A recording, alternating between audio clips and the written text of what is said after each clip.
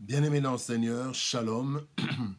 Nous sommes dans la joie de nous retrouver pour une nouvelle semaine de méditation biblique. Nous sommes le lundi 12 septembre 2022 et nous vous saluons au nom de notre Seigneur et Sauveur Jésus-Christ.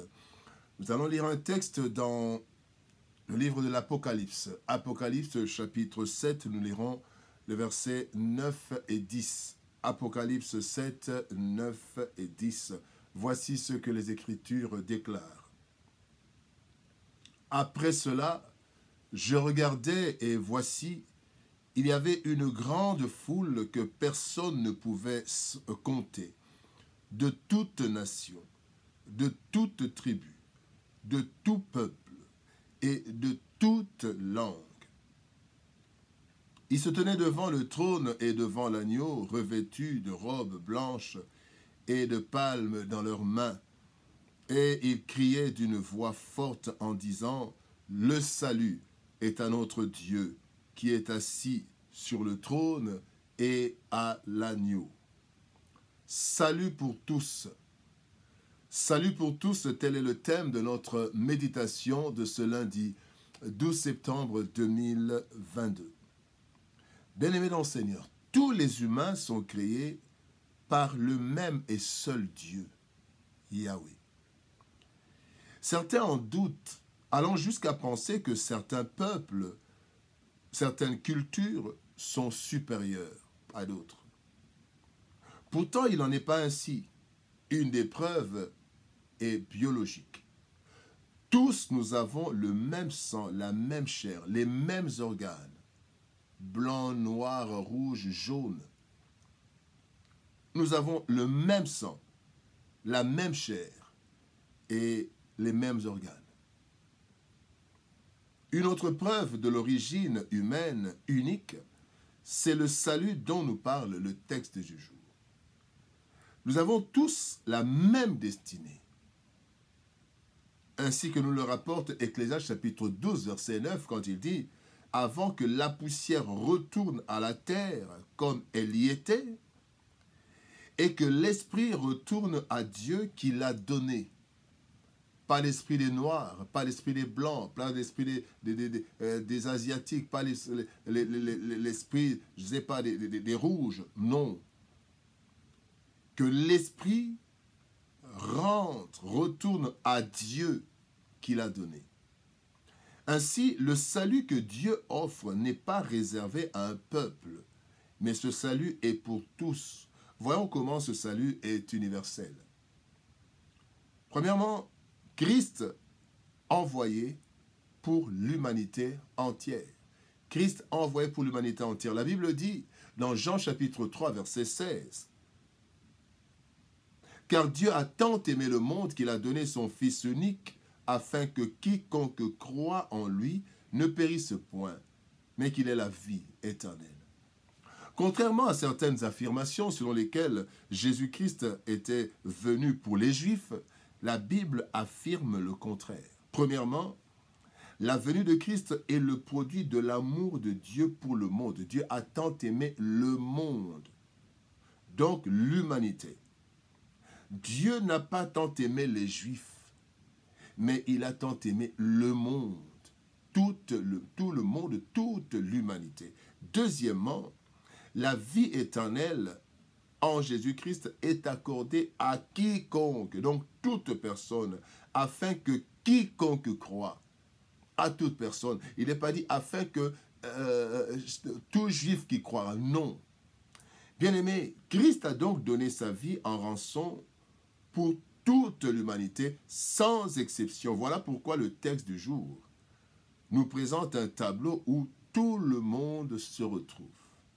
Christ n'a exclu personne, même s'il a commencé son travail par ceux de sa tribu dans la chair, pour nous montrer que nous devons commencer par chercher le bien de ceux qui nous entourent directement et aller plus loin, jusqu'aux extrémités de la terre. Christ a donc été envoyé pour l'humanité entière. Deuxième vérité, les disciples ont été envoyés vers toutes les nations. Matthieu 28, 19 dit, allez, faites de toutes les nations, toutes les nations. À la fin de sa mission, Christ envoie ses disciples vers toutes les nations de la terre pour en faire des disciples. Et il dit, dans Jean chapitre 20, verset 21, Jésus leur dit de nouveau, la paix soit avec vous. Comme le Père m'a envoyé, moi aussi je vous envoie. Cet ordre, bien-aimé, confirme l'universalité du salut divin. Cela signifie que Dieu a envoyé son Fils pour le salut de tous, et à son tour, le Fils envoie ses disciples pour la même cause, le salut pour tous. Encore une fois, les disciples doivent suivre le schéma de Christ. De l'environnement le plus proche au plus lointain. Ainsi, il dit aux disciples dans Actes des Apôtres, chapitre 1er, verset 8, « Mais vous recevrez une puissance, le Saint-Esprit survenant sur vous, et vous serez mes témoins à Jérusalem, dans toute la Judée, dans la Samarie et jusqu'aux extrémités de la terre. » Les disciples animés, soutenus et dirigés par le Saint-Esprit ont pour mission d'aller annoncer la bonne nouvelle à tous les êtres humains sur toute la terre. Et c'est ce que nous continuons à faire. Troisième vérité, c'est qu'aucune tribu ne sera exclue. Aucune. Le texte du jour nous montre que le salut que Christ apporte n'est pas réservé à un peuple ou à une catégorie de personnes. Le salut est pour tous. Et la Bible dit une grande foule que personne ne pouvait compter. Donc, il n'y a pas un nombre limité ou un quota fixé par Dieu. Dieu veut le salut de tous. Il n'y a pas un quota, il n'y a pas un nombre déterminé des personnes qui allaient être sauvées. Non. La Bible parle encore de toute nation. Aucune nation n'est exclue du processus de salut. Aucune nation. Toutes les nations de la terre. Il est parlé des tribus. Toute tribu, quelle que soit la tribu, le salut est accessible à tous. Toutes les tribus de la terre. Tout peuple. Les peuples du monde entier sont appelés au salut divin. Et enfin, toute langue. Toutes les langues de la terre sont destinées à glorifier le Seigneur. Il n'y a pas une langue barbare, il n'y a pas une langue inférieure, une langue supérieure. Toutes les langues doivent glorifier le Seigneur.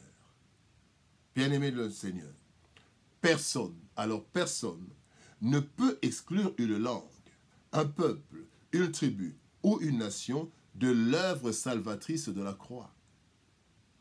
La Bible nous dit que le désir de Dieu est que tous les êtres humains, ses créatures, parviennent au salut.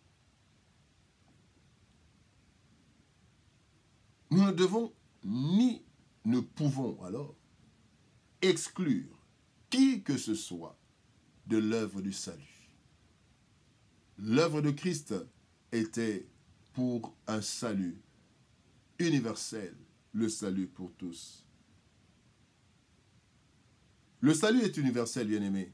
En effet, tous les êtres humains ayant été créés par Dieu, ayant été exclus de la gloire de Dieu à cause du péché d'Adam et d'Ève, eh bien, tous les êtres humains peuvent aussi bénéficier de la grâce du salut venu par Jésus-Christ, tel qu'il est écrit dans Romains chapitre 5, verset 18. Ainsi donc, comme par une seule offense, la condamnation a atteint tous les hommes, de même par un seul acte de justice, la justification qui donne la vie s'étend à tous les hommes. C'est ce que le texte du jour, bien-aimé, nous présente comme tableau de la fin. Bien-aimé dans le Seigneur, le salut que Christ a offert à la croix de Golgotha est un salut pour tous. Personne n'est exclu. Que Dieu nous bénisse. Shalom, au revoir et à demain.